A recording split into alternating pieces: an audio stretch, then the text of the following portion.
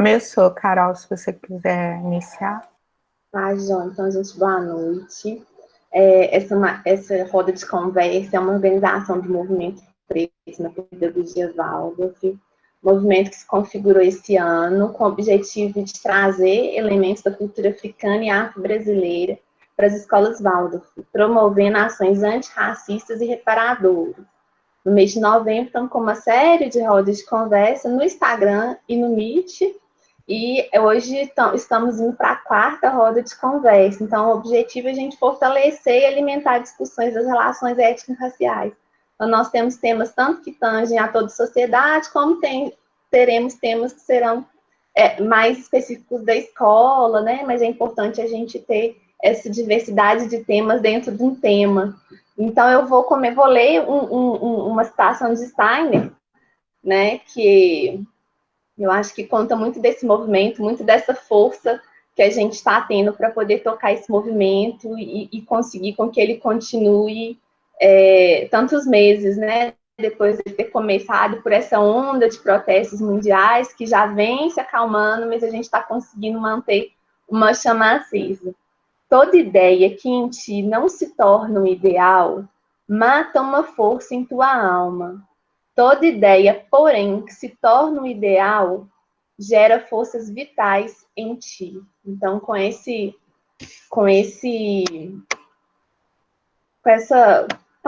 palavras do Steiner, a gente passa a palavra, né, para a Daniela apresentar a Lisandra.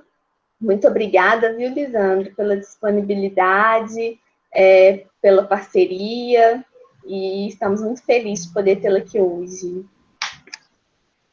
Eu que agradeço, Catarina,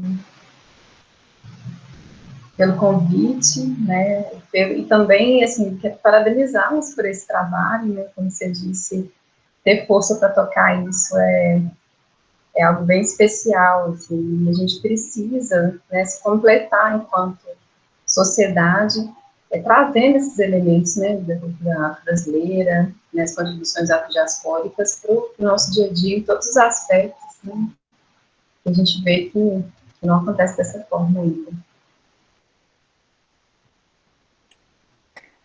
Maravilha, gente. Eu tô autorizando aqui, Carol, aí na hora que eu colocar na tela. Vamos ver. Joia. Então, gente, boa noite.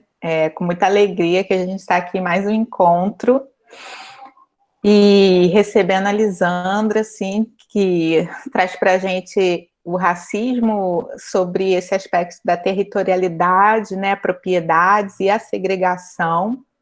Então, eu queria falar um pouco da Lisandra, apresentá-la, né? E a gente já tem essa apresentação por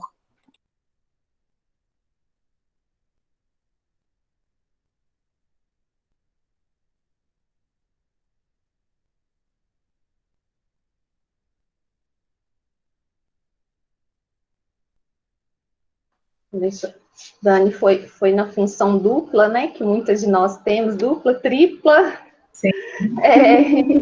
Lisandra, eu vou falar para você se apresentar. A gente tem essa apresentação quando a gente fez o folder, mas, né, a gente passa para você. Dani, tomei aqui só à frente, estou passando para a Lisandra se apresentar, né? Lisandra é arquiteta, tá bom, né, trabalha na Urbel, não é isso, Lisandra? Isso, eu trabalho na... E aí eu vou deixar você complementar, tá bom? Tá certo. É isso, sou arquiteta, trabalho na UBEL desde 2013, né, sou mestre em arquitetura, sou ativista, né, de luta pelo direito à cidade, participo de alguns coletivos e, em destaque, um grupo de pesquisa da Escola de Arquitetura da UFMG e Africanidades BH. E hoje eu vim trazer para vocês a discussão relacionada especificamente a racismo em território.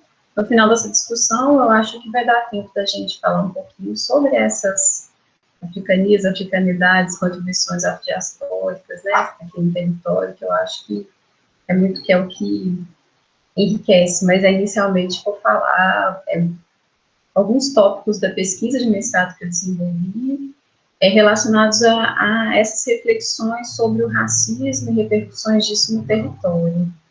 É só vou aguardar a apresentação. Você vai disponibilizar, Dani? Tranquilo? Vou. Aí eu fico sem microfone.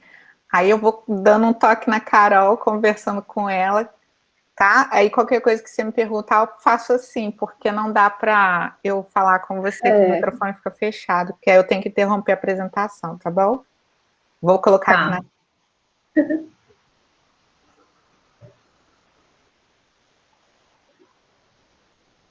Eu quero mais uma vez agradecer o convite, tá, meninas? Assim, é sempre muito rico a gente poder apresentar e ter um retorno, né, dos trabalhos que a gente desenvolve, de poder multiplicá-lo, né, de alguma forma. Estou bem feliz por isso. Sobre a apresentação, eu acho que é importante também dizer que a minha filha é de 2 anos e 7 meses, a Ayana também ela está numa escola Waldorf, né, esse ano, a parte do ano, ela não esteve na escola, né, devido à pandemia, mas no início do ano ela esteve na escola Waldorf no Lume, que foi onde a minha vida cruzou com a da Daniele, da Flora. Eu conheci Flora até antes da Dani. E fiquei muito feliz, assim, de chegar na escola, porque eu tinha também um pouco de preocupação, pelo fato de ser uma escola particular, e chegar lá e ter apenas a minha filha de uma criança negra, né? A gente fica um pouco assim, e perguntei durante o início dos trabalhos se tinha algum trabalho antirracista na escola, e logo depois veio a pandemia, e logo depois surgiu esse movimento. Então, muito agradecida também por essa iniciativa.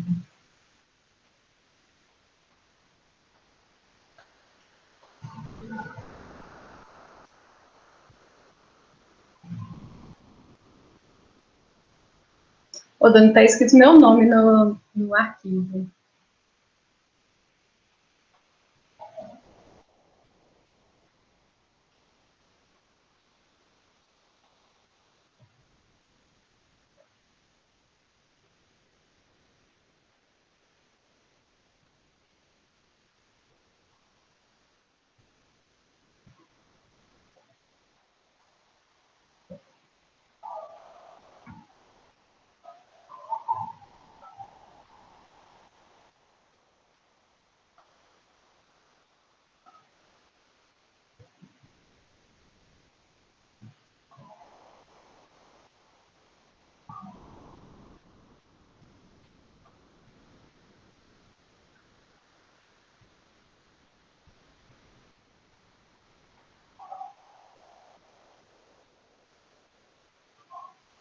Aí.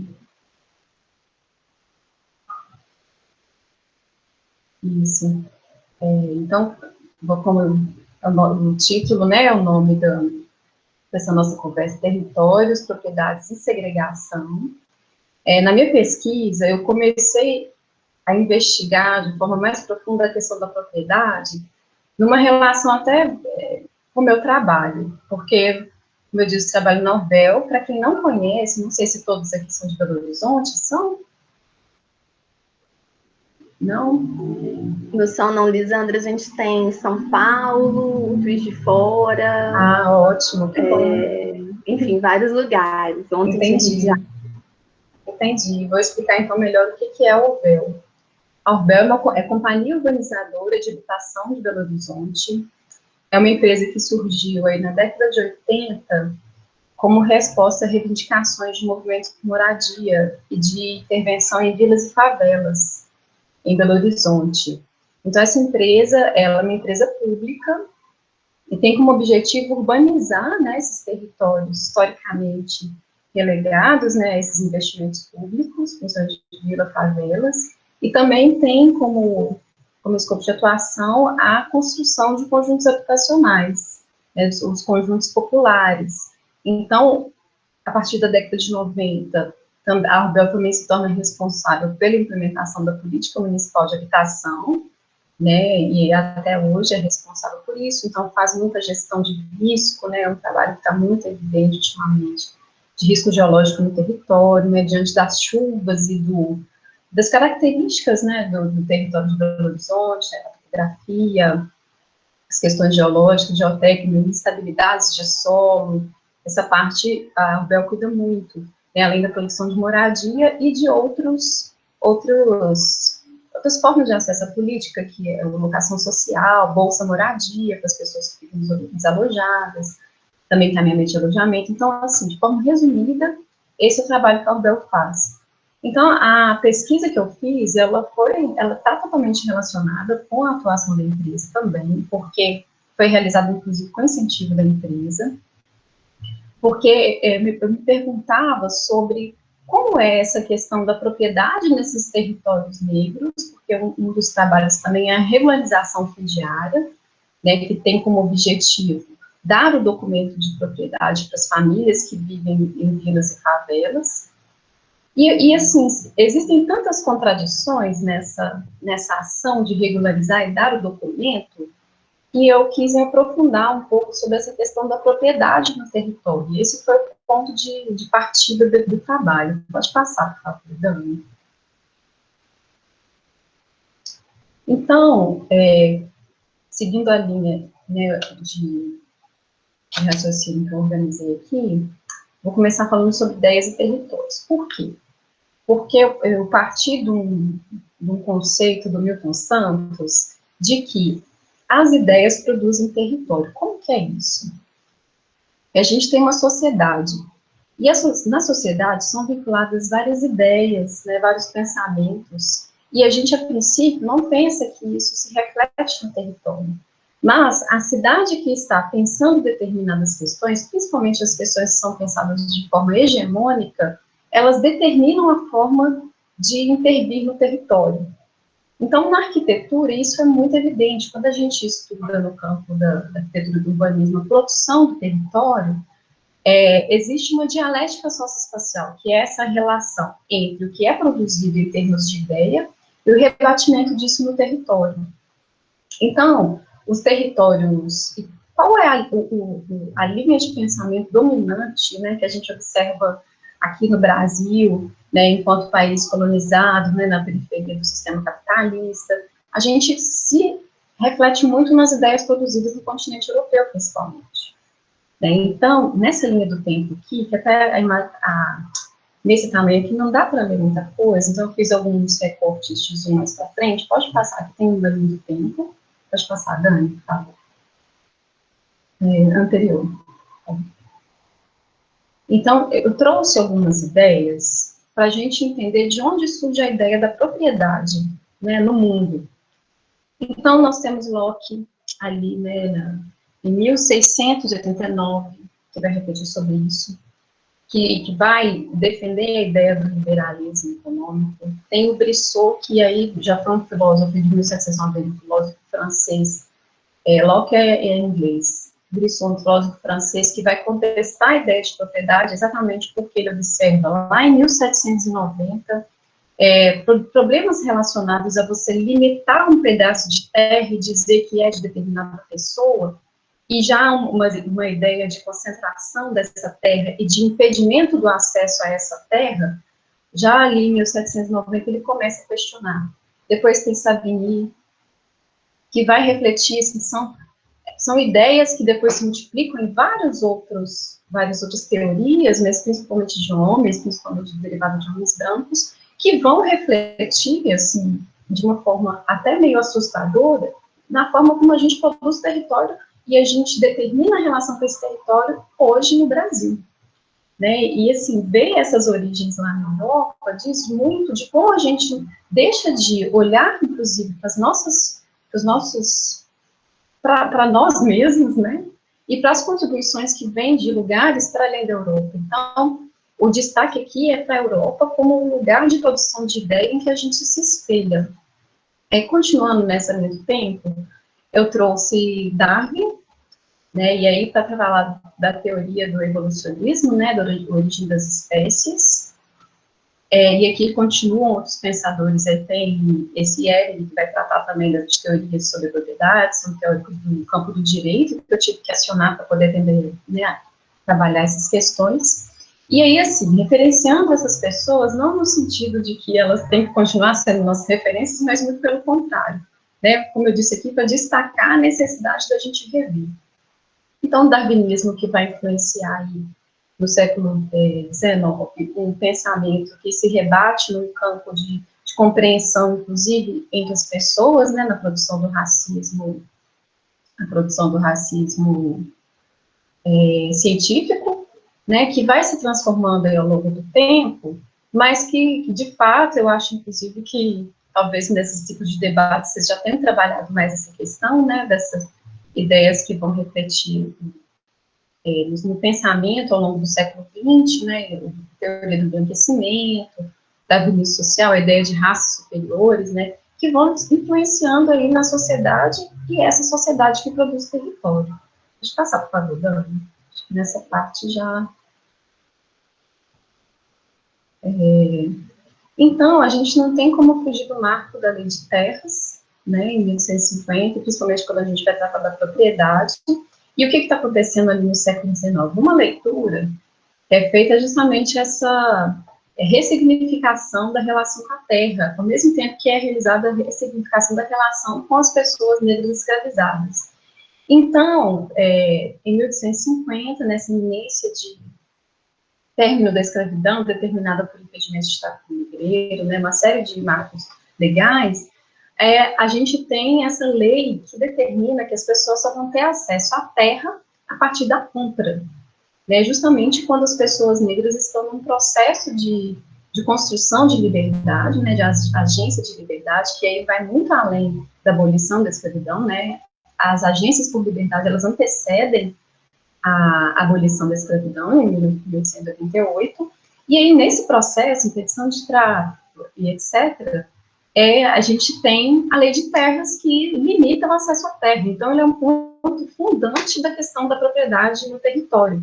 E aí, durante o meu processo de pesquisa, foi nesse ponto, no século XIX, na lei de terras, em que eu vi que era absolutamente necessário, para acionar a reflexão sobre propriedade, acionar a posição das pessoas negras na sociedade e a relação delas com a terra. E aí foi a partir disso que eu comecei a pesquisar o racismo e como esse racismo poderia ter relação com o território. Né? E pensando na questão o ponto-chave é exatamente esse acesso.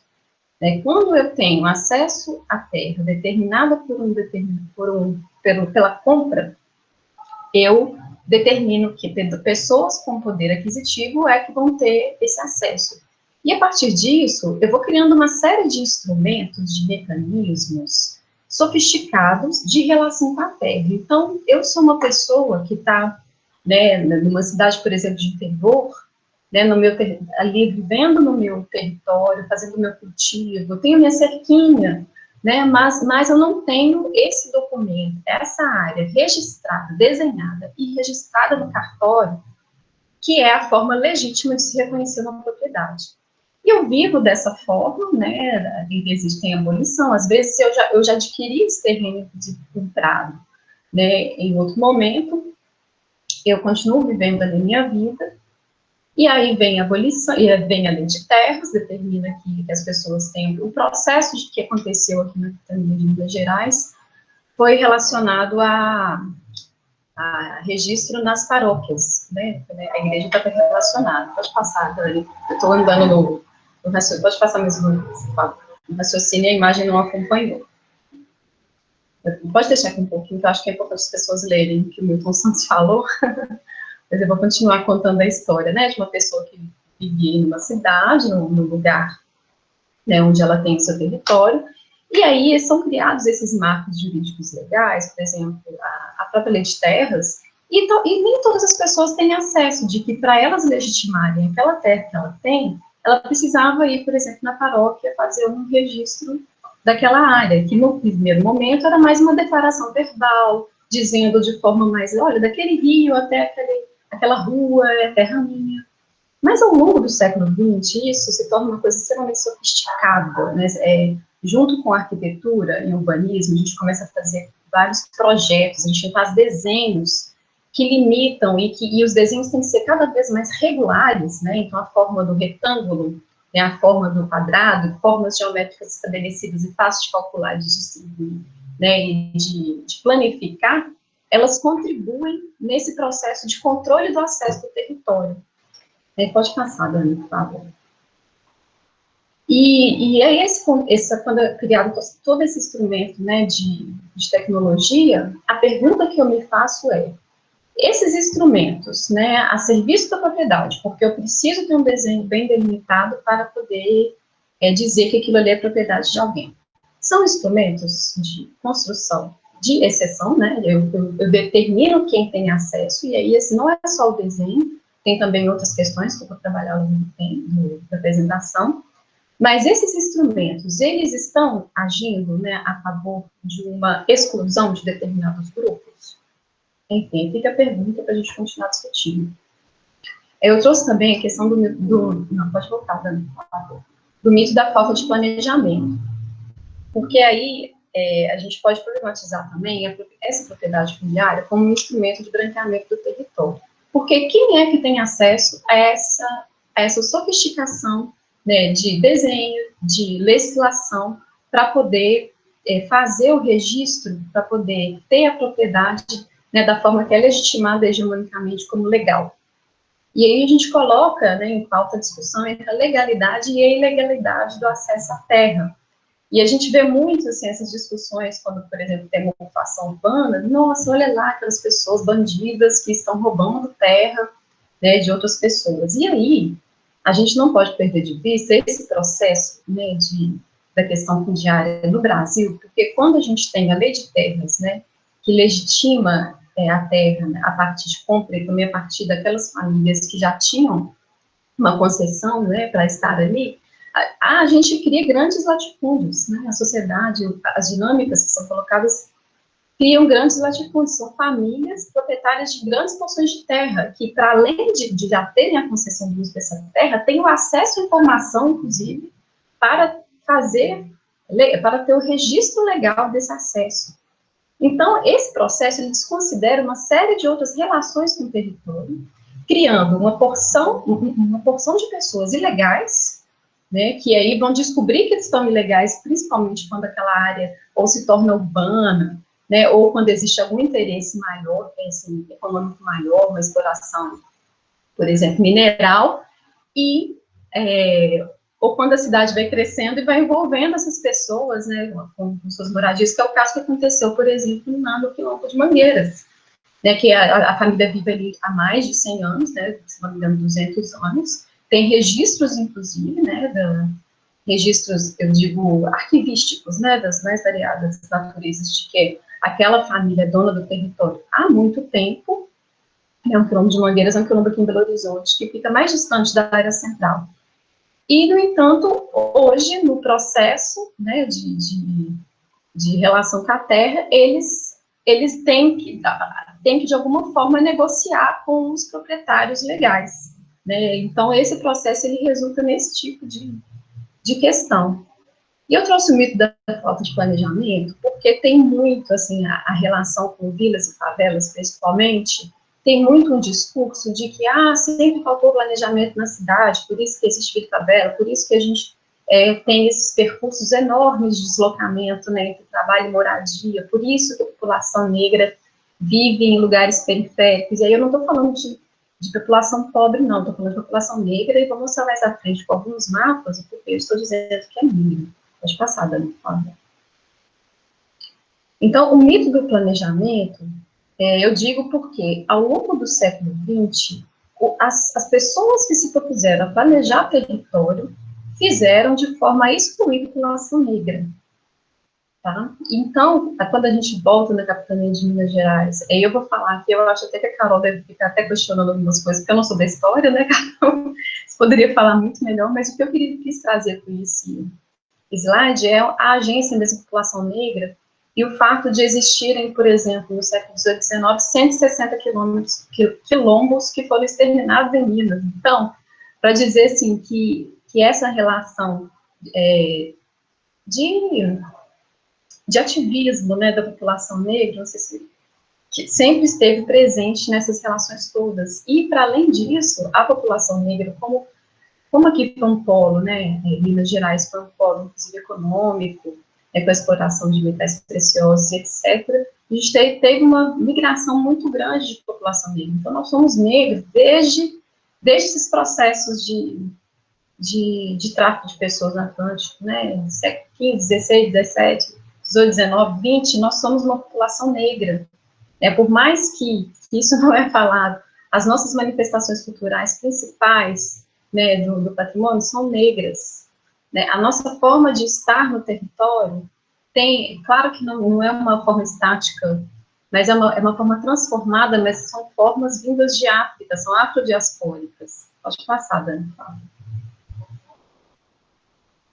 E aí, sobre esses processos, né, estou dizendo aqui de todas essas contribuições, né, negras, né, africanas na nossa Constituição, enquanto país, enquanto Estado de Minas, né, enquanto Belo Horizonte, eu quis destacar aqui a Josimira Alves Pereira, que é uma historiadora minha amiga, um conceito que ela traz da eloquência dos silêncios, né, de como todas essas contribuições são silenciadas, né, nas nossas vidas, e que permitem, por exemplo, que a gente coloque um olhar sobre a favela simplesmente pela chave da precariedade, né, e assim, destruindo, inclusive, patrimônio, desconstruindo quilombos, famílias que vivem práticas culturais afrodiaspóricas importantes, com terreiros, com etnobotânica, né, como muito bem trata a Ângela Gomes, terreiros sagrados, a gente tem terreiros, né, de candomblé e umbanda, a gente tem várias outras formas de estar que dizem de um testemunho da presença negra no território, que é dominante, mas é silenciado. A apresentação saiu, eu não lembro, não sei se eu vou conseguir continuar. Vamos ver se a gente volta. Eu consegui silêncio, se eu acabei de falar. E aí, dizendo aí, agora a gente pode ir para... Deixa eu passar, por favor, Dani. Aí essa imagem aqui, ela é uma imagem emblemática sobre a história de Belo Horizonte, né, porque quando a gente tem aí, no final do século XIX, a escolha do sítio para a implantação da nova capital de Minas Gerais, a gente tinha o Arraial do Curral del Rei, né, com todas as suas práticas, e aí a Josimere Pereira, historiadora, ela fez um levantamento ao longo do século XIX que demonstra que a população do Curral del Rei era principalmente negra, né, mais de 80%, majoritariamente mulher negra, inclusive, e essa população estava nesse território, né, com a conformação de uma pequena cidade, mineira do interior atualmente, né, que a gente tem, e esse território, ele é drasticamente modificado para a implantação da capital de Minas, né? Então, essa elite política e econômica de Minas já não entendia Ouro Preto como uma cidade capaz de representar os ideais modernos da República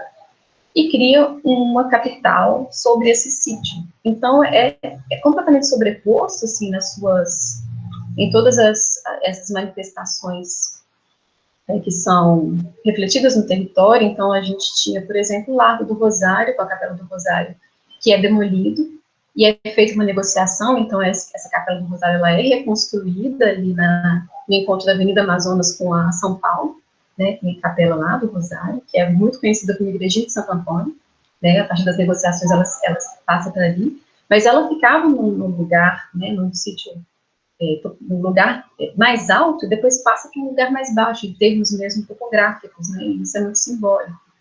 A Igreja da Boa Viagem já existia, e ela continua no mesmo lugar, só é substituída a mesma edificação, mas vários outros elementos, eles são destruídos, né, hoje tem sido feito um trabalho, inclusive, pelo Paulo Mauro, com equipe de reconstituição disso, com a Universidade de Ouro Preto, tem vários trabalhos interessantes, assim, resgatando essa memória da população negra no Curral del Rei, que é completamente apagada, inclusive, da historiografia, desses relatos que existem. E aqui, essa imagem, ela representa uma foto que tem nos arquivos da Comissão Consultora da Nova Capital, no Museu do Barreto, que é Maria Papuda, né? Maria Papuda é essa mulher que, conforme conta, né, a história, resistiu à remoção da sua cafua, né, que é essa edificação, denominada dessa forma, para a construção do Palácio da Liberdade. E aí, esse ato, assim, faz Maria Papuda ser emblemática, porque ela é uma mulher que provavelmente não recebeu nenhum tipo de indenização, porque muito provavelmente também, primeiro, não consta nos registros, né, da comissão construtora, as pessoas que eles indenizaram, tudo muito bem documentado. Essa Maria Papuda, a gente imagina que ela não teve a preocupação de ir na paróquia dizer que aquele pedaço de terra dali até ali era seu porque de alguma forma ela adquiriu, né, a gente não sabe nada sobre ela, são todas fabulações que estou fazendo aqui, mas é muito emblemático porque ela se torna uma figura muito trabalhada ao longo do século XX como uma feiticeira, né, ela adquire poderes, né, ao longo do século XX, inclusive de reger a vida ou a morte de governadores do estado, né, assim, ela é muito poderosa e é representada como fantasma, com várias outras coisas. Então, ela diz de uma presença negra nesse território, de uma população afrodiaspórica que, inclusive, na construção da casa, utiliza a tecnologia africana. Essa foto, ela traz esses elementos para a gente. Por mais que seja uma casa de pau-a-pique, que não sofreu uma manutenção de modo a estar totalmente isenta, né, das intempéries, etc. e tal, mas a mesma técnica construtiva, por exemplo, que é utilizada nos casarões de Ouro, que dizem da performance de corpos negros vindos de África, né, e que preservaram essa tecnologia construtiva, esse modo de fazer.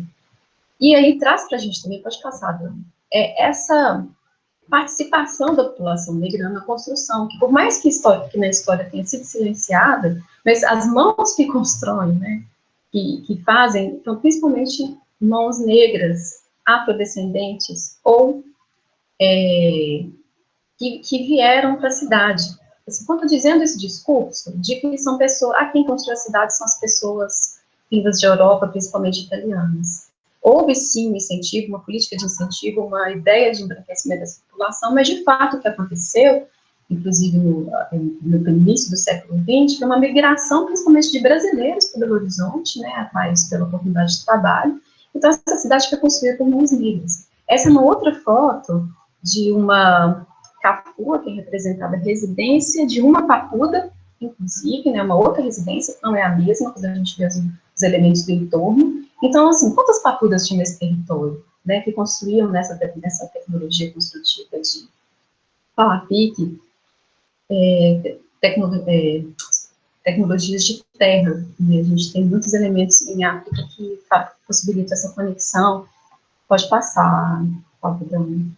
Aproveitar só que ela está passando, Lisandra. Dani pediu para pedir desculpa, porque às vezes ela está tirando a apresentação para liberar entradas, viu? Que acabou ficando ela com as duas funções. A gente acabou não dividindo dessa vez, então vocês. Então, quando sai é por isso. Tá Entendi, bom, tudo Lisandra? bem. Tá Desculpa jóia, interromper seu pensamento, só para vocês entenderem o que está acontecendo. Tá, sem problema. Eu vou até acelerar aqui, que eu já vi que são 20:10.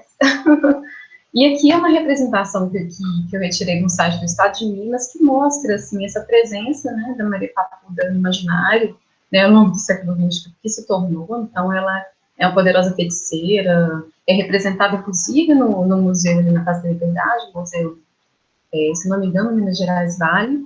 Ela é representada como uma lenda, né, uma história de fantasma, enfim. Ela veio para a posteridade dessa forma. Precisa, inclusive, ressignificar a história de Maria Papuda. Pode passar, também. Então, esse aqui é um mapa que traz esse desenho, né, essas questões que eu disse, da necessidade de regular o desenho do território, o desenho dos lotes para poder controlar essa propriedade, e a substituição, né, desse plano de Aram Reis, que as pessoas ouvem, né, que funda Belo Horizonte, e as ruas do Arraial do Curral Vermelho, as ruas e as casas. E essa é a cidade que começa todo esse processo de hierarquização do território que a gente tem, e aí voltando, né, e o Estado tem uma particularidade em Belo Horizonte, porque o Estado de Minas, ele vem, desapropria todas essas terras, tira as pessoas indesejadas, né, e se torna proprietário desse território inteiro, que é o polígono da Avenida do Contorno. Acho que até tem um mapa seguinte. Passa, por favor, Dani.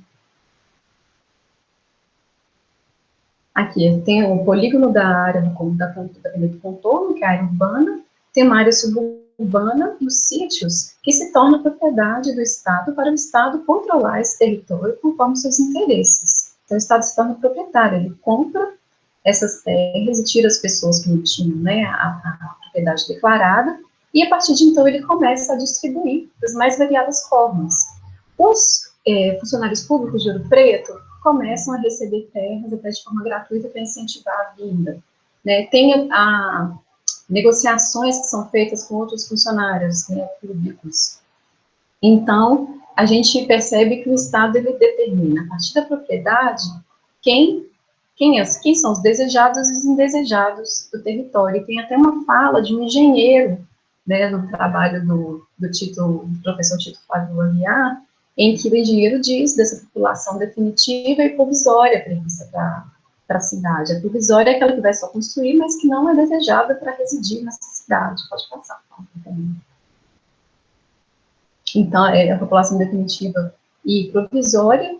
E essa população, né, inicialmente chamada de provisória, ela está no território, ela é a mão de obra, né, e existe uma contradição, porque eu não quero que essa população viva, mas eu quero que essa população trabalhe, né, eu preciso, assim, essa mão de obra vai me atender. Então, acontece um processo, né, desde o início das obras, antes da inauguração do Belo Horizonte, começa o processo chamado de favelização, que é justamente onde se instalam essas pessoas, retiradas de seus lugares, né, a partir desse processo de implantação, né, da propriedade do Estado, né, no sítio, no Arraial do Curral del Rei, e essas pessoas começam a constituir núcleos de moradia, principalmente, e assim, com construções chamadas de cafuas. Ele tem relatos, né, em livros históricos que falam, olha, surgiram muitas cafuas no alto da estação, que é denominada a primeira favela de Belo Horizonte, né, que é essa população que testemunha, né, dessa população negra, afrodiaspórica, que provê sua moradia, que sempre proveu sua moradia, e que começa a estar nesses territórios à medida que o município vai permitindo que as pessoas estejam nesses territórios, né, porque foi um processo em que precisava-se dessa mão de obra, então sempre se controlou a estada dessa população negra nos territórios da cidade. Então, pode ficar no alto da estação, mas quando o alto da estação for interesse nosso, né, econômico, vocês saem de lá, nós vamos mandar a notificação para você demolir seu cafu e ir para outro lugar. Então, essa é a história da população negra em Belo Horizonte. Né? E aí foram constituídas inúmeras favelas. Teve um movimento na favela, na área operária, porque essa população também não esteve sempre classificada, né, esperando que o poder público intervisse, né, tirasse e colocasse onde bem entendesse. Então, houve uma negociação de moradores da favela da Barroca, que gerou a criação do bairro Concórdia, que era a Vila Operária Concórdia, né, no início do século XX. Então, é um testemunho de que o poder público sempre foi forçado a negociações, né, apesar de favela não ter sido, até a década de 80, incluída né, nos mapas do município, e aí essa não inclusão no mapa limitava a destinação de recurso, né, e aí é que a gente entende a infraestrutura precária de favela, porque o recurso público, ou seja, o recurso produzido pelo conjunto da sociedade, sempre foi concentrado nos lugares brancos. E por que o Centro-Sul, e nós não podemos passar, Dani, até mais, que eu já vi que já são 2016, pode passar. Pode passar, depois, por caso, a gente volta aqui. Por que hoje a gente tem, né, quando a gente vai ver o mapa de Belo Horizonte, a regional Centro-Sul habitada principalmente por população branca, e o restante da cidade a gente vê mais população negra. Né? Então, essa segregação racial do território, ela tem origens nessa história de controle do território a partir da propriedade, né, e da determinação de quem é que vai ter acesso a essa terra. E com isso, como a propriedade determina quem é o proprietário legal, todo mundo que não tem acesso pela legalidade se torna ilegal. E acaba recebendo o estigma do invasor. mesmo que aquela família esteja ali há 200 anos, como é o caso, né, de um quilombo, por exemplo, de Mangueiras, em Belo Horizonte, um olhar que não sabe da história, né, que não teve contato, e que isso é a maior parte das pessoas, porque existe também esse instrumento da eloquência dos silêncios, né, de visibilitar essa trajetória da população negra, vai denominar essa população como invasora, como criminosa, como ilegal, como alguém que está querendo tomar o território de outro. Sendo que o outro que teve acesso aos instrumentos de registro, etc., é o proprietário legal. Então, essa contradição no território, ela cria essa ilegalidade compulsória. E essa ilegalidade compulsória eu defendo como uma forma de racismo. Pode passar, então. E aí a gente vai tratar aqui dessa segregação, né, que eu procurei contar aqui a história. Pode passar também.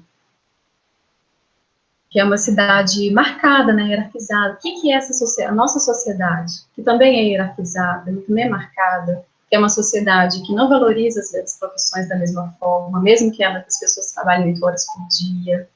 Essa sociedade que é baseada na hierarquia, para valorizar alguns de forma desumana, né, assim, pagar salários, né, permitir que pessoas recebam salários que não possibilitem que elas vivam de forma digna, né, isso é um pacto social, para além dos discursos dominantes, da gente olhar para a questão, a gente está sempre olhando para as ideias europeias, apesar de ter outro contexto, né, de estar aí carregando as marcas do capitalismo, do patriarcado, do colonialismo nas nossas vidas, tudo isso vai sendo refletido na cidade. Também hierarquizada, e aí para quem é que mora nesses territórios, né, ilegais, né, ditos ilegais, compulsoriamente ilegais, porque também não é uma opção. Quem é que mora? Pode passar, Dani. E aí eu trouxe uns mapas raciais para a gente poder trabalhar sobre isso. Esse mapa, especificamente verde, azul, né, que usa esses verde, azul, vermelho, ele foi produzido pela uma equipe do Patadata. É um mapa que tem na internet de forma interativa, ele é bem interessante, todo mundo acessa, e a gente consegue ver qualquer lugar do Brasil a partir desse mapa, que foi uma espacialização de dados a partir do censo do IBGE de 2010. Então, uma situação consolidada em que a gente vê onde estão as pessoas brancas, onde estão as pessoas pretas, pardas, amarela e indígena, que é a pergunta de autodeclaração que o IBGE faz. Então, assim, o azul são pessoas brancas, o verde são pessoas pardas, o vermelho pessoas pretas, o amarelo de amarelo e o indígena de marrom. Pode passar. Né? Agora, são vários mapas. Vou mostrar para vocês a situação da segregação racial na região metropolitana, que no cantinho, né? Então, a gente vê uma concentração de pessoas brancas, principalmente na região de Belo Horizonte, concentradas na região centro-sul.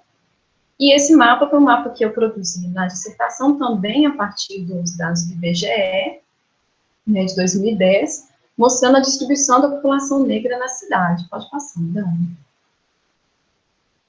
E aí a gente tem, e aqui é um paralelo entre Belo Horizonte e São Paulo para dizer que essas nossas metrópoles, né, brasileiras, elas reproduzem essa mesma lógica de um embranquecimento no centro, onde também são concentradas as riquezas, né, do município, aí por processos muito semelhantes, e nas partes, né, ditas periféricas, a população negra. Eu tenho feito umas reflexões sobre produção de território, assim, tentando romper um pouco essa dicotomia de centro-periferia, dizendo de núcleos embranquecidos, né, porque mais do que a gente ter centro-periferia, nós tínhamos, historicamente, a gente sempre teve um território negro, né, por essa predominância de população negra vinda de África, e com o tempo, houveram políticas para a constituição de núcleos embranquecidos. Então, essa é uma forma que eu tenho procurado pensar a cidade ultimamente. Pode passar. Né? Aqui alguns dados, né, alguns índices que mostram assim, a discrepância dessas diferenças quando a gente olha na Centro-Sul, né, regional Centro-Sul, a renda por pessoa com mais de 10 anos é 6,37, e nas demais regiões da cidade é muito abaixo, né? A gente tem Pampulha, que é um pouco mais, que é 3,15, mas esses demais regionais é 1,3, né, para dizer da concentração dessa riqueza na regional Centro-Sul. Pode passar. Né? E também, quando a gente vê isso aqui a gente empiricamente até já sabe, né, que as pessoas saem das periferias para irem para o centro, trabalhar, estudar, Então, esse centro, ele foi constituído dessas riquezas de infraestrutura, de equipamentos, seja culturais, de educação. A gente vê uma concentração disso, onde as pessoas brancas moram. Para problematizar, inclusive, como no território o racismo refletido também é violento para as pessoas negras, que tem que ir. A gente conhece pessoas que demoram 3 horas para ir voltar de suas casas, porque não conseguem viver próximo do seu trabalho. Onde está concentrado o trabalho? Onde é possível, né, economicamente morar? E aí, voltando à questão de que nas cidades faltou planejamento, né, a gente tem também pesquisas que demonstram a intenção de colocar as pessoas negras e trabalhadoras na periferia.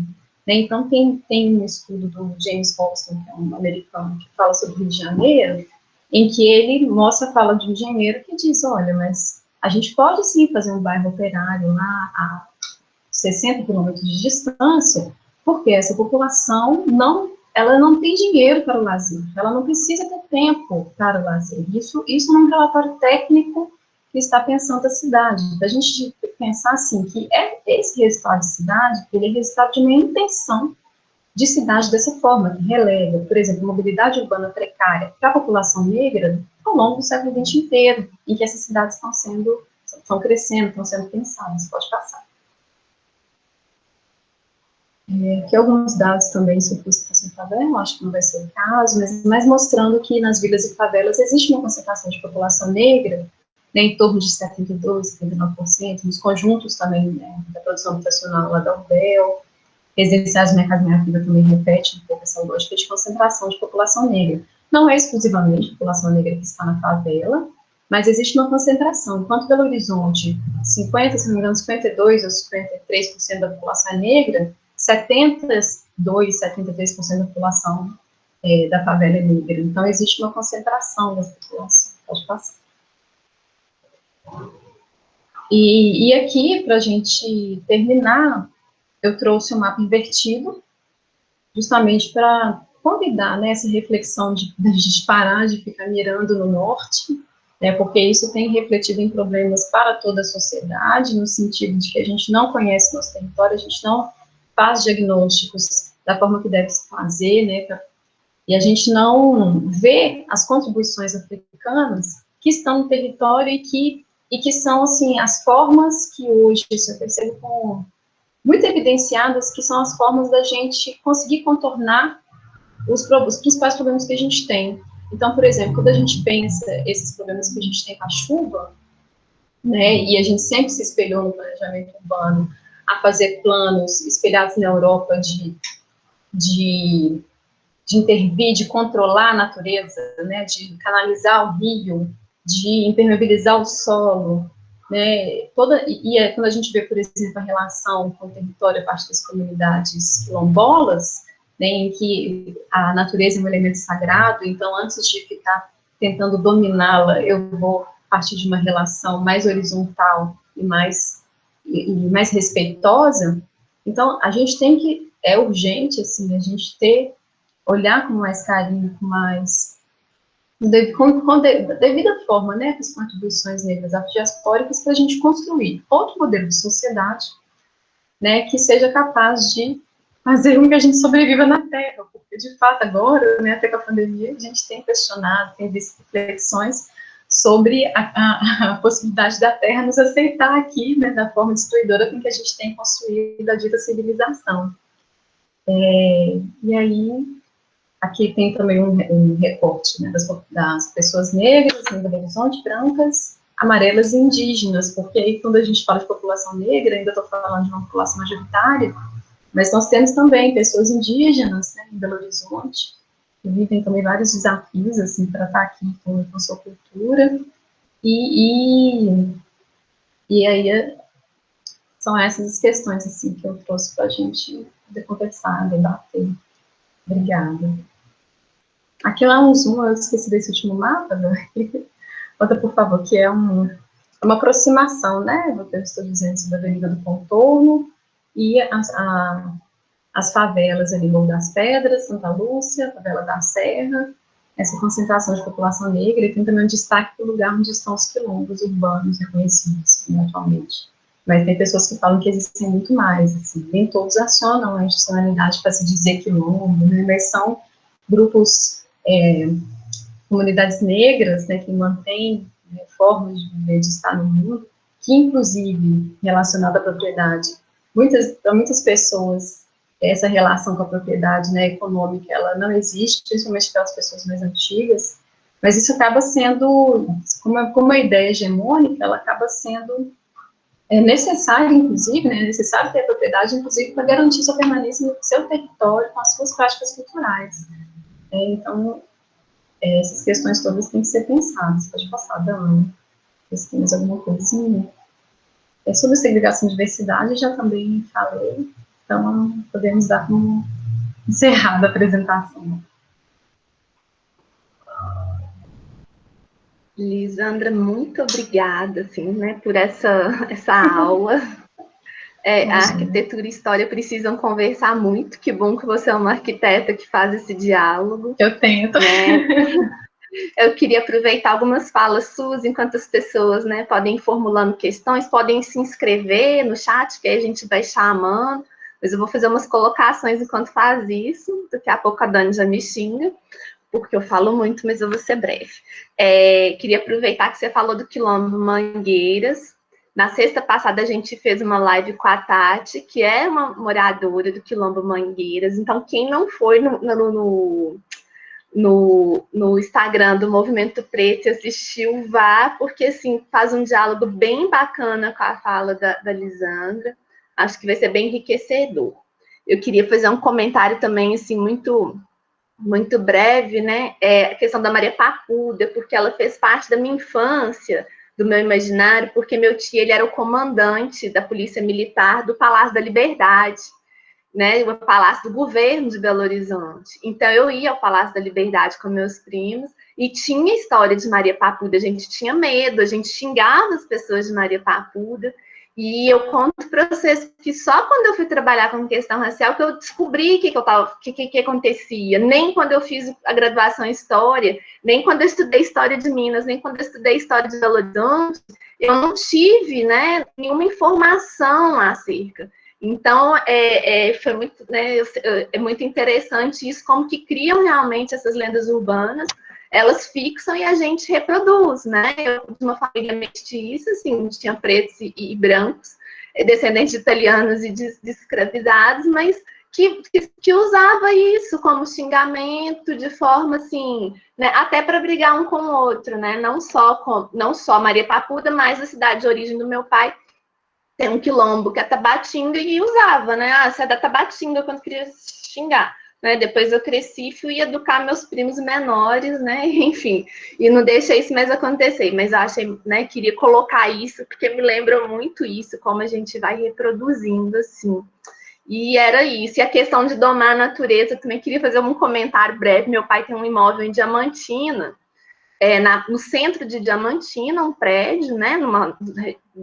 Duas ruas do mercado de Diamantina, não sei quem conhece, e o Rio Tijuco passa debaixo do prédio dele.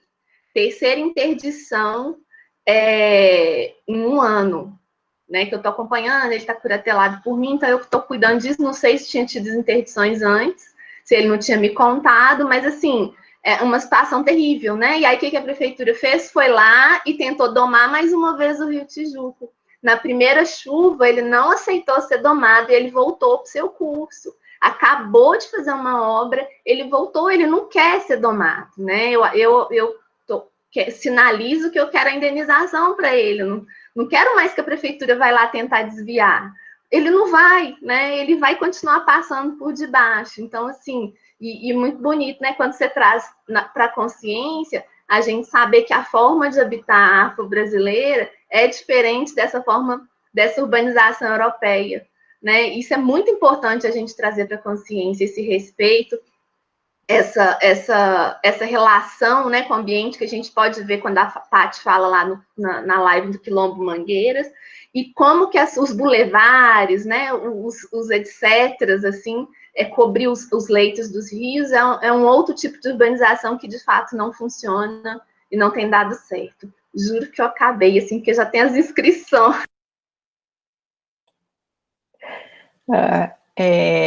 Lisandra, eu quero te agradecer demais, assim, eu aprendi muito, muito rico esse processo. Eu percebo isso com muita evidência aqui, porque eu moro no Buritis, e eu fiquei chocada, porque eu venho do Rio de Janeiro, do subúrbio do Rio de Janeiro, e não tem negros aqui, né? E quando eu falava isso para as pessoas refutavam, como assim não tem negros? Não tem, quando você vê as pessoas negras aqui, são pessoas que estão numa posição subalternas, né? Assim, pessoas que trabalham, né, no mercado, ou então que estão ajudando, né, de forma emprego doméstico dentro das residências, mas não como moradores em si. Então, assim, eu constato que você trouxe aí, de fato, sabe, no dia a dia, mas eu vou olhar aqui o chat, o Matheus, ele se inscreveu, então, Matheus, a palavra é sua. Depois do Matheus, a Andréia. Bom, boa noite. Boa noite. Muito obrigado pela apresentação, Lisandra.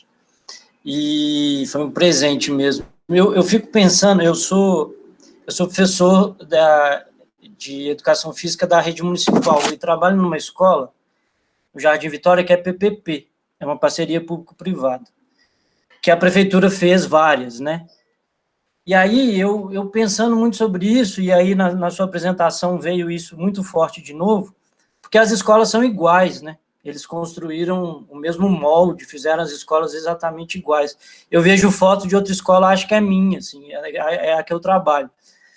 E aí eu fico pensando o tanto que não tem de racismo nisso, ou, né, eu quero ouvir sua opinião, de tipo assim, né, a maioria dos alunos, né, das escolas públicas são negros, né, e, vamos fazer a mesma planta, e aí a gente não dialoga com o território, a gente não dialoga com a comunidade, aí o meu aluno, a gente vai para outra escola, aí eles falam, professor, a mesma escola, sabe, uma coisa assim, bizarro, assim, na minha opinião. E aí, você trazendo essa ideia, né, de como que as ideias produzem o território produz as ideias, essa dialética, como é que você vê isso? Eu não sei se você acompanhou dentro desse processo, dessa PPP, e é isso, assim, só para citar um exemplo de São Paulo, eles fizeram uma transformação lá em Heliópolis, né, o diretor de lá, quando ele quebrou as paredes da escola, ou seja, fez uma mudança arquitetônica, e essa mudança arquitetônica faz uma mudança dos pensamentos, e a escola depois virou referência, né, uma escola pública como uma referência de uma educação diferente, né? Então, eu queria te ouvir um pouco sobre isso, assim.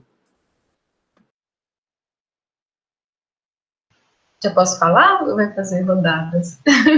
Pode, né?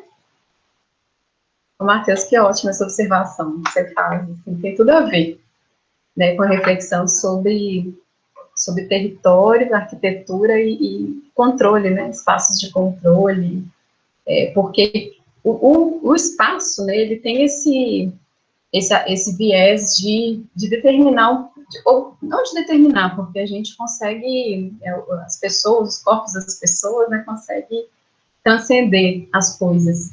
Mas, de certa forma, né, quando eu tenho, sim, uma arquitetura que é única, né, para vários territórios diferentes, eu estou dizendo que eu não posso gastar, né, com um projeto, né, assim, não posso ter gasto para esse público, né, porque, de fato, eu fazer um projeto diferente para cada lugar investe muito esforço, tanto na parte de projeto, na parte... E são projetos, assim, de arquitetura complementares, a parte de orçamento, a parte de compra de material, tudo isso vai ser variado e vai exigir mais esforço e mais recurso. Então, sempre o discurso para trabalhar com modelos, né, com padrões, inclusive na política de moradia, que a gente tem modelos também de prédios para reassentamento das famílias, que são removidas em obras de urbanização,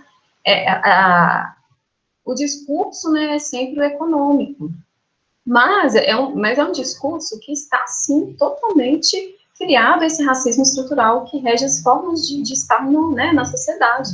Então, assim, para aquele público, então, junto com esse projeto padrão, costuma vir assim, mas também não adianta você fazer coisa melhor, porque aquela população vai depredar. Não adianta você fazer coisa melhor porque não sabe usar. né? Então, sempre a gente escuta isso. Então, assim, é isso, assim, o racismo estrutural, ele determina a baixa qualidade arquitetônica do que é produzido para a população negra, sim, assim como a baixa qualidade da urbanização, né, que é feita para a população negra. E é assim, nas mínimas sutilezas, gente, as pessoas reproduzem isso sem ter a menor consciência. Eu sou conselheira de política urbana, eu esqueci de falar isso na apresentação. Eu sou conselheira de igualdade racial e de política urbana, concomitantemente. Então, eu consigo fazer esses paralelos. Na política urbana, recentemente, a gente teve uma discussão de um recurso remanescente que precisava ser destinado, assim, um recurso que sobrou de uma operação urbana, e aí a proposta que surgiu do executivo era fazer uma melhoria urbanística na Avenida Bandeirantes. E aí eram banquinhos, uma melhoria assim na parte de pista, para caminhada. E eu fiquei completamente horrorizada, porque na UBEL a gente lida com barranco despencando e sem recurso para poder segurar esse barranco que está soterrando pessoas. Sabe? Assim, para mim foi inconcebível, mas as pessoas, como elas não veem, como elas não sabem, como existe ali aquele território de pessoas que estão vivendo sem infraestrutura, e não está ali, eu não estou ali, eu não estou vendo, e são pessoas que eu posso, né, que pelo imaginário, né, eu posso deixar relegadas a uma situação extremamente precária, o recurso que sobra eu vou fazer banquinho na Avenida Bandeirantes. Sabe, para dar um exemplo de que, assim, do meu ponto de vista, é o racismo, né, que intervém de várias formas, de várias maneiras na posição do território de forma racista.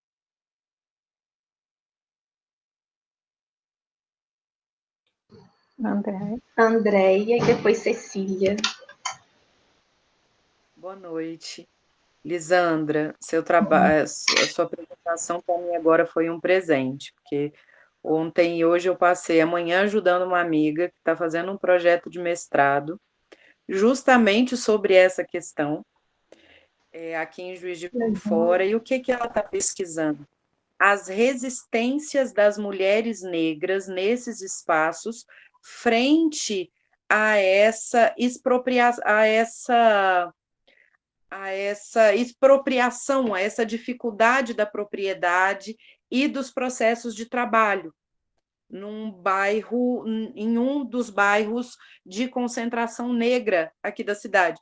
Eu já mandei a foto da sua primeira coisa, falei, você vai ler a dissertação dessa menina agora, por favor. E me chamou a atenção que você falou da Maria Papuda e que a Carolina também falou. Esses dias aqui em casa eu estava conversando a respeito disso com o meu marido, dessas figuras que toda cidade tem, que acabam, de alguma maneira, se tornando até um tanto folclóricas, né? Na cidade onde eu nasci, e que eu morei muito, muito poucos anos na minha adolescência, que é Frutal, no Triângulo Mineiro, tinha a Dona Maria Coberta. Frutal bate 40 graus tranquilo, e a Dona Maria Coberta andava, e ela era desde a geração da minha mãe, com um cobertor em cima dela, né? E as crianças mexiam com ela, e ela assustava as crianças, e toda criança morria de medo da Maria Coberta. E os adultos também passavam medo nas crianças com a Maria Coberta, falar para a Maria Coberta te levar e tal. Meu marido é de Manhuaçu, também uma cidade mineira, e muito interessante aquilo que você coloca da questão de Minas, né? Como 83% da população mineira era negra. Cara, eu não sabia dessa informação. Era o João Garrafeiro. O seu João Garrafeiro, ele recolhia garrafa. Seu João Garrafeiro, lá em 1900 e bolinha, já fazia reciclagem, né? E ele andava por conta disso com um saco nas costas, recolhendo as garrafas. Qual era o medo que eles passavam nas crianças? Que o João Garrafeiro carregava a criança no saco para levar para casa fazer sabão. E o que a gente começou a observar com essas figuras? Aqui em Juiz de Fora tem a velha da buchinha, que fica lá no Parque Alfred vendendo buchinha e assustando as pessoas, porque ela grita com as pessoas. Todas essas pessoas são negras. Que a gente começou a... Falei, você já reparou? Aí eu falei, Dona Maria Coberta. Falei, engraçado, Dona Maria Coberta era negra. Aí eu falei, qual era a cor do seu João Garrafeiro? O seu João Garrafeiro era negro. A velha da buchinha é negra. A Maria Papuda é negra. Usavam pessoas negras para amedrontar as crianças. As crianças cresciam com medo de figuras negras. O dia que a gente deu um plim para isso, eu falei, cara, você consegue saber o tamanho disso e de quantas gerações de pessoas cresceram por medo de pessoas negras? Na minha cidade tinha um outro que a gente falava, eu nem lembro o primeiro nome dele, ele era o doidinho que andava na rua, ele dirigia um carro imaginário. Ele trocava a marcha, ele fazia o barulho do carro, ele passava o dia inteiro andando na cidade, dirigindo aquele carro. Ele era uma pessoa negra. Como essas pessoas também que passam por algum problema, a Dona Maria Coberta, depois a gente foi descobrir a história dela. Dona Maria Coberta perdeu um filho. E depois da perda desse filho, ela enlouqueceu. Como essas pessoas, ou que tinham algum tipo de resistência, como é o caso da Maria Papuda, e que nessa resistência e nessas práticas das religiões afro-brasileiras também são demonizadas, né? Ou elas são... e nessa demonização, elas também tem aquela questão do higienismo também, né? De que isso é categorizado como doença, como desvio, e que algumas pessoas também com problemas de saúde mental e expropriadas do direito de um atendimento digno, elas acabam perambulando pelas ruas e se tornando essas figuras indignamente ditas de folclóricas, que cada cidade tem as suas, mas que a gente tem gerações de pessoas com medo de pessoas pretas. E quantas pessoas ainda crescem com essa imagem, né? Quando a gente fala de educação e de formação das crianças, nas próprias escolas, isso era legitimado, né? Ninguém problematizava isso. A hora que você falou da Maria Papuda, veio todas essas figuras na minha cabeça, e a própria Carol. A gente passou medo nos menores da nossa geração, a Maria Coberta te levar, né? Vou falar para o João Garrafeiro te levar. Gente, isso é tão sério, isso é tão pesado, é um legado tão pesado, né? Assim, era só para levantar a questão, porque eu também não tenho resposta sobre isso, não. É só um incômodo, assim, que a junção dessas narrativas em diferentes lugares podem ajudar a gente a pensar a respeito, né?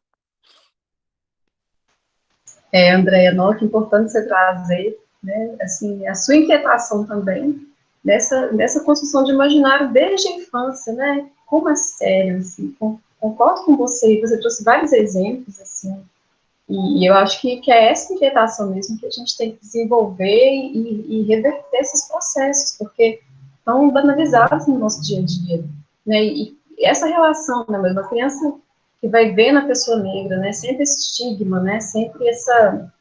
Eu gostei quando você disse do higienismo, porque o higienismo, inclusive, é o que determinou, né, a grande obra lá em Paris, né, Haussmanniana, de Haussmann em Paris, em que o urbanismo, né, ao longo dos anos, no mundo afora, se influenciou nessa ideia higienista mesmo, olha, vamos acabar com a sujeira, né, das cidades, e a partir disso a gente tem toda a linguagem técnica, inclusive, do urbanismo hoje é derivada disso. Nós fazemos diagnósticos de áreas, diagnóstico pressupõe uma doença.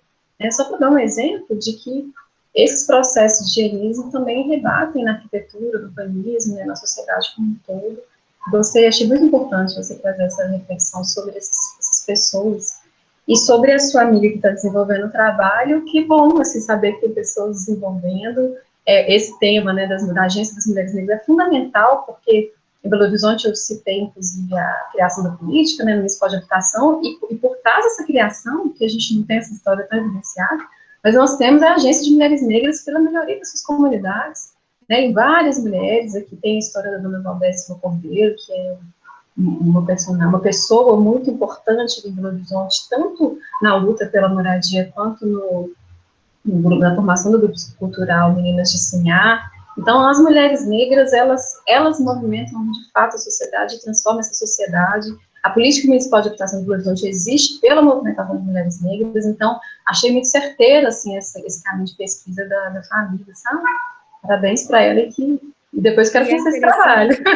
Você está na arquitetura, a Carol está na história, essa minha amiga ela é do serviço social. Aí já são várias áreas dialogando e tal. Não, eu já falei que você vai ler, você vai passar o final de semana lendo a dissertação dessa moça, pelo amor de Deus. Obrigada. Eu que agradeço.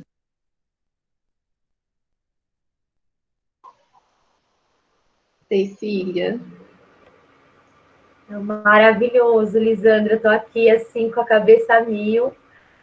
Fiquei super mexida fiquei agora pensando, eu moro em São Paulo e não sei se você conhece o CELS aqui, o Centro de Educação Unificado. Então, eu fiquei pensando que foi construído aqui num governo do PT, esses centros de educação unificados, que são espaços incríveis na periferia, né? Enormes, com piscina, com teatro, com cinema, né? Foi um projeto muito incrível. Eu trabalhei muito na periferia antes disso existir, né?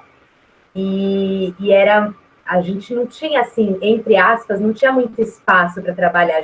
Eu dava aula na rua, cheguei muitas vezes a dar aula na rua, né? Dou aula de teatro. E a primeira peça que eu montei, assim, o primeiro trabalho de há 20 anos, foi para pedir luz para o bairro. E a gente andava de casa em casa fazendo teatro, assim, né? E era muito vivo, só que também dia que chovia não podia fazer, era isso, quando estava o sol forte, né? Era essa vida. E quando chegaram os céus, né, na cidade, foi um momento muito forte para quem trabalhava na periferia, para quem vivia na periferia, porque de repente tinha um cinema, um teatro, uma piscina, assim, azul, né, no meio, assim, de toda a favela, né, dos lugares onde não tinha quase acesso a essa cultura, né. E agora você falando, a gente já tinha muitas reflexões, porque eu trabalhei em diversos céus, eu trabalhei nos bairros mais negros de São Paulo, trabalhei na Brasilândia, trabalhei em Cidade de Tiradentes, que são bairros negros, né? E a gente fazia muitas reflexões na época, porque quando construíram os céus, as pessoas não frequentavam, não vinham, não chegavam, né? E a gente pensava, por que elas não vêm? Por que elas, né? E a gente tinha o papel de fazer elas virem, frequentar, né? E foi um trabalho muito, assim, de aprender muita coisa, porque a gente foi entender, por exemplo, um dos céus que eu trabalhei, antes de ter o céu ali, era um campinho de futebol. Então, a população ficou muito chateada com a construção do céu, porque tinha toda uma afetividade com o espaço, tinha toda uma história. Era um lugar sagrado para eles, né? Então, a gente falou dos ferreiros, tudo, né?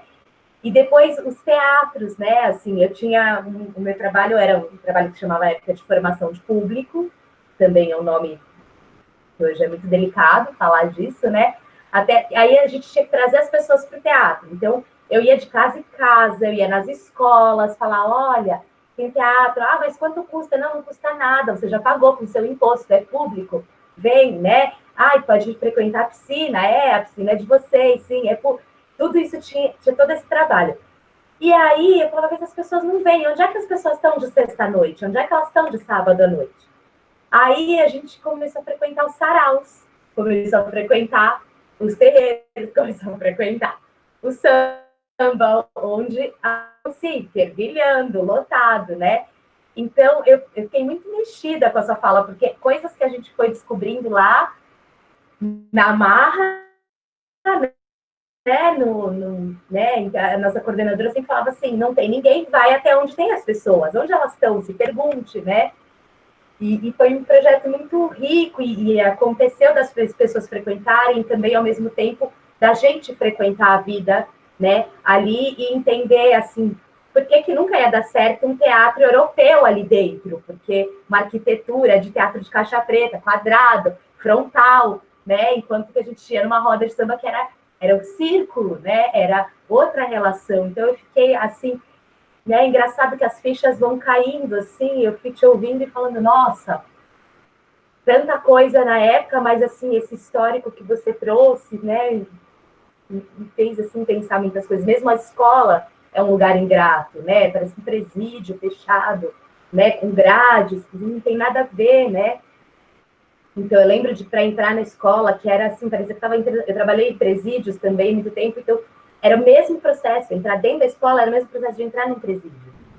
Uma chave enorme, né? Assim, as grades. Então, é isso que você trouxe também, né? É engraçado, assim, é triste, né? Assim, e cada céu era quase igual, né? Em todas as regiões, e elas são tão diferentes, têm histórias, né, tão diferentes, assim.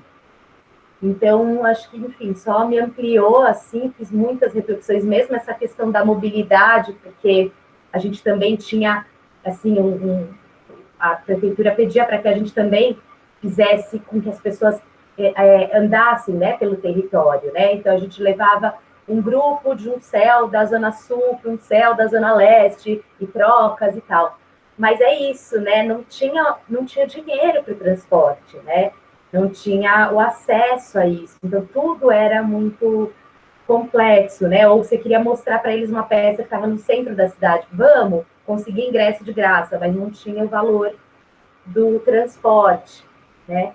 Então, toda essa dificuldade e de poder cruzar a cidade, de se encontrar, de trocar também, né? Então, acho que são muitas reflexões, assim, que a arquitetura, que esse olhar traz, né? De pensar os acessos mesmo. E eu lembro, eu demorava 3 horas para chegar no meu trabalho, 3 para ir e 3 para voltar, e eu não pegava trânsito, eu ia no contrafluxo.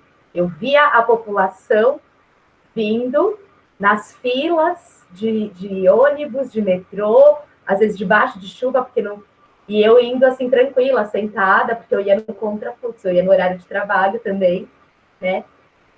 Então, é muito forte tudo isso, assim, como eu vinha do centro, né, como mulher branca do centro, e aí também todo esse questionamento que era, muitas vezes a gente falava, por que não é uma pessoa da região que dá aula na região, né? E eu ouvi da própria população falar assim, não, a gente não quer alguém daqui dando aula para a gente quer alguém do centro, né? E aí também trazer todo esse questionamento, um professor de dança maravilhoso da região, e fala, não, a gente não quer ele, né? Então, essa nossa história é muito cruel, né? Assim, toda essa...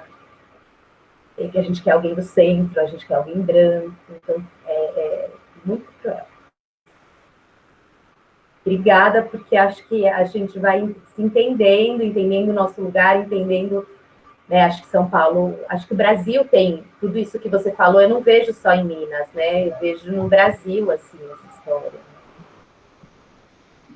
Nossa, interessante essa experiência, Cecília, dos céus. Eu não conhecia, até procurar conhecer, mas até o seu relato achei muito sensível, né, assim, de como vocês chegam numa conclusão de que é preciso ter troca, né, porque tem toda essa intenção. Eu já vi também muito discurso aqui em Belo Horizonte de, nossa, mas por que a gente preparou aqui a Praça da Liberdade como circuito cultural, mas a gente não vê as pessoas negras vindo para cá, as pessoas ficam lá e às vezes tem um desconhecimento de que existe toda uma vida pulsante cultural, né, na periferia, na dita periferia, né, com todas essas coisas, rodas, sarais, nossa, muitas coisas mesmo, e acaba que isso tudo sempre foi invisibilizado, né, inclusive pelas políticas públicas, né, porque se a política pública está sensível, né, de fato, a construir processos compartilhados com a população, acho que tem mais chance de não errar, né, que nem aconteceu com o fato de ter que ficar acionando as pessoas, e às vezes até um diagnóstico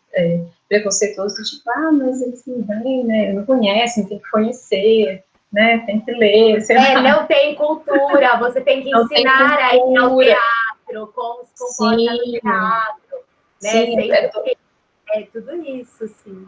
Não tem cultura, tem a cultura própria, né, não tem não tem essa cultura que se pretende imposta e que é minoritária, mas que hierarquicamente foi colocada como mais importante, né, ou aquela merecedora do investimento público, né, pensa. Então, isso tudo a gente tem que reverter, assim, de forma urgente, porque nossa cultura é negra. Eu estava recentemente ouvindo uma palestra da Leda Maria Martins, né, que é da Visontina, e ela dizendo assim, gente, ela trabalha muito com o banto, né, dos povos bantos centro-africanos, claro que é uma multiplicidade de povos, mas assim, há indícios de que principalmente vieram para cá pessoas da região centro-africana, talvez ela possa até falar melhor sobre isso. Mas ela dizendo que o nosso português é diferente de Portugal justamente porque a gente tem, na fonética, nessa sonoridade, uma influência africana, né, muito forte, né, não foram poucas pessoas que vieram para cá. Então, nós somos muito mais africanos do que a gente imagina, e isso sempre foi tirado de nós. E esse fortalecimento da identidade da gente, eu estou sendo não só pessoas negras, era fundamental, inclusive, para a gente construir um projeto de país, né, que se desvincule dessa lógica de estar sempre subalterno, né, de uma emancipação mesmo política, econômica. Então, é urgente a gente reverter essas formas de fazer leituras, né, sobre os territórios, inclusive. Lisandra. As duas juntas aqui, né, Dani? Pode ir lá. Não, já deu horário, para a gente não extrapolar o horário, eu cometi um erro, esse erro da pandemia, né? E se é que a gente pode chamar de erro, que a minha filha apareceu aqui, e aí eu não. Mas eu faço questão, porque assim, eu sei de quanto nós, mulheres negras, batalhamos para, né, fazer um mestrado, um doutorado, uma graduação, e quanto que isso significa para a gente. Então, eu não poderia terminar esse encontro aqui sem dizer, né, a sua apresentação. Acho que isso não contribui. Então, eu peço licença, queria, né, ler essa apresentação aqui da Lisandra, e, Carol, depois eu te passo a palavra.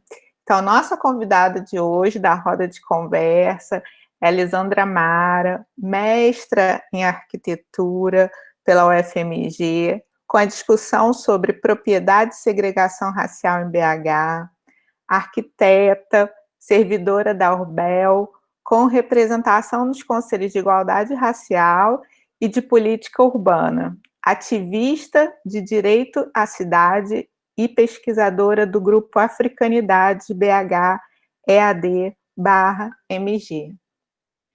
Então, é muita coisa, né? Muita coisa para a gente, né? Uma potência, uma mulher negra, mais uma mulher negra vindo aqui contribuir, né, com todos esses saberes que nós temos, né, que está na nossa corporeidade, que está na nossa ancestralidade, que está na gente, a gente só precisa passar por esse processo de empoderamento e ir, que a gente chega lá como, né, todas as outras pessoas, mas é um caminho árduo e a gente sabe disso, não poderia passar desapercebido. Me desculpa novamente. Carol. Dani, não são erros, né? A pandemia faz isso, eu acho que é super normal, né? Crianças aparecendo, né? Uma voz no fundo, de forma alguma é um erro, né? A gente entra na casa um dos outros, alguns com grande frequência, né? Cecília, Adriana, Irene, Andréia, a gente tem entrado, né? Dani, então, entra na casa dela várias vezes ao dia, ela na minha, então, assim, é isso, né? A gente vai formando essa rede e, de forma alguma, precisa de se desculpar, né? Acho que para todos e todas a gente pensa assim. Mais uma vez, quero agradecer a Lisandra e todas presentes. É muito rico quando as pessoas fazem as perguntas, as interferências, que seja só o primeiro contato, né, da Lisandra, troca com o grupo, que a gente tenha outros. Eu vou encerrar com o verso de Steiner que eu abri, mas eu vou primeiro passar para a Lisandra, se ela quer, né, fazer alguma fala final e tudo, e depois eu trago o Steiner para poder a gente fechar. Ô, cara, eu quero agradecer também, dizer para a Dani que não teve erro algum, né? A gente imagina, a Carolina falou muito bem. Agradecer e, mais uma vez, parabenizá-las também por essa iniciativa, né? Que fortalecedor, é fortalecedor para todo mundo, né? Eu também saio daqui fortalecida desse debate, pelas perguntas que foram, assim, extremamente sofisticadas, né? E só agradecer mesmo por essa multiplicação, né, de conhecimento. Obrigada e vamos lá. Toda ideia que em ti não se torna um ideal, mata uma força em tua alma. Toda ideia, porém, que se torna um ideal, gera forças vitais em ti. Rudolf Steiner. Então, boa noite e até os próximos encontros. Obrigada a todos. Boa noite, gente. Boa noite, gente. Gratidão, Lisandro, gratidão a todos aí. Boa noite, meninas. Boa noite, gente. Obrigada por tudo. Obrigado. Tchau. Muito obrigada, gente. Obrigada a você. As sextas-feiras estão sendo sagradas. Com vocês, maravilhosos. Obrigada, gente. Tchau. Tchau, beijo.